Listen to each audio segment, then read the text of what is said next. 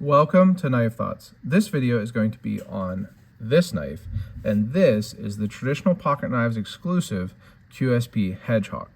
And so first of all, I was just looking at the product page for this knife and realized that I have taken long enough to make this video that it is not available currently. I don't know if it will be coming back in stock, but I wanted to get a video made just to talk about this knife and just kind of show it off here. So if it does come back in stock, you'd be able to get one from Traditional Pocket Knives at $145, or at least that's what they were when they first came out. So kind of the first thing I noticed about this knife when I got it is Austin has got a really kind of an interesting theme going with the packaging. You can see that this Hedgehog is headed off into the cosmos. So pretty cool looking there. And also on the box, you can see the normal tagline there, Traditional Pocket Knives, but then it also says 1974 AD. So, you know, just kind of a fun thing. And this is the single blade spear point version in Sawcut titanium. So Traditional Pocket Knives has had other QSP penguins before. I've done videos on them, or at least one of them, which is this one. This is the Razor.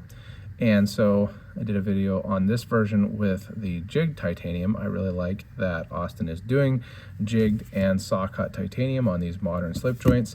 But you can see a difference between this QSP penguin and the newest exclusive, which is the steel. You can see the previous was M390, and the newer spear point version is S90V. So I think it's a change that you might not be a huge surprise, because it seems like a lot of these OEMs, these you know, Chinese-made knives, they have switched from M390 to S90V. For example, Jack Wolf Knives switched from M390 to S90V, and it seems to be a popular steel. I certainly, you know, have gotten to use it a good bit at this point, and I think that it is a great steel. So I'm happy with that change on this knife. Now, I really like the Sawcut. That's why I went with this version to check out. If you are familiar with Traditional Pocket Knives Sawcut titanium, such as on this USS Lake Champlain Barlow, then you will be familiar with the Sawcut on this knife. It's very similar. You can see that it's not exactly the same. The ends of the machining are, you know, just kind of abrupt ends, whereas on the Lake Champlain it kind of has some trailing off. I don't know if you'll be able to see that very well. Yeah, I think you can. So just, you know, a little bit different, but pretty similar in the styling overall. And then if you're familiar with the previous QSP penguins, the handle shape is the same. So you can see it's the same handle shape. You know, it's got these two threads or lines up at the top. It's got the lanyard holes. These are pretty small lanyard holes. It's kind of tough to get 550 size paracord through there, just so you're aware. It looks like I do have something in this one, unfortunately, but you know, it's a knife that I've used, so it's all right. Similar in their blade stock thickness, all of that, and they have a hollow grind just like the previous versions. And QSP does a good job of the grinds on these knives. They are ground nice and thin for cutting, and with this S90V, it'll keep cutting, you know, for a good while. Now, the long pole seems a little bit different to me.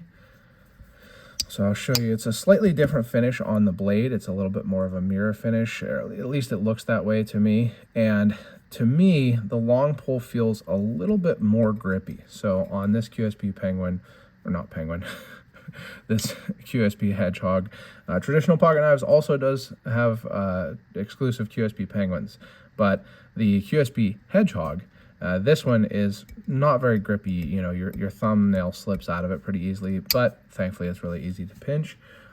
This one, you can get a little bit more purchase on it, but honestly for me, I have always pinched it open. And part of the reason for that is I think the main things to know about this is that this has a very, very strong pull. So I would say like an 8 or 9. It's not quite like a GEC Whaler, if you're familiar with that. but it's pretty strong. It's stronger than really all of the Jack Wolf knives models that I can think of off the top of my head. So I would say at least an 8, possibly a 9, but probably I would say an 8. And, you know, it's a pretty heavy 8. It's kind of like a exponential scale as you go. So an 8 is pretty heavy. I actually saw someone post on Facebook kind of asking how they could file away some of the spring to lighten it. And I wouldn't recommend that, but you know, just to kind of give you an idea that the pull is pretty strong on this. Now, for me, with it being pinchable, I haven't had any issues with it, but it's just something to be aware of. If you do prefer a lighter pull, this is not the knife for you. So it is a strong pull, but it's made well otherwise, you know, and again, for some people, that's probably a positive. For some people, it's a negative. For me, it's a little stronger than I would like, to be honest on this one. But no blade play, nice action. It's not like it's like rough opening. It's very smooth opening. It's just strong, a very strong spring. So nice and smooth. You can see that it is well centered. It does have a stop pin, so even though it has that very strong pull, you don't have to worry about blade wrap. You can see there's not any blade wrap on it. And I think that it's a nice blade shape too. You know, this spear point is a little bit more of a normal utilitarian blade shape than the razor blade shape. It's almost towards like a Zulu spear point, but not quite. So, you know, I think if you like a heavy pull, this is a good knife for you.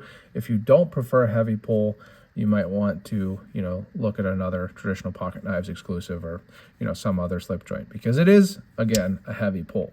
But like I say, I don't have too much trouble with it. It is heavier than I prefer, but I don't think it's to the point of dangerousness for me.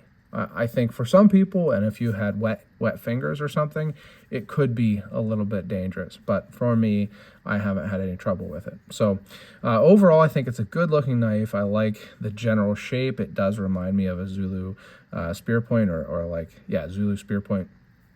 I do like the Sawcut, and you know, you can't go wrong with nice hollow ground S90V. So I want to say thank you to Austin for sending this knife for me to check out. I always really appreciate it. I really appreciate the relationship I have with Austin and Traditional Pocket Knives. And if you decide to pick up something from Traditional Pocket Knives, make sure you use the link and discount code in the description. If you enjoy this type of video, make sure you subscribe to the channel, click the bell, and select all so you know when I post new videos. Also, check out my website, knifethoughts.com, and subscribe to the email newsletter there. And last but not least, as always, don't forget to go out and do good.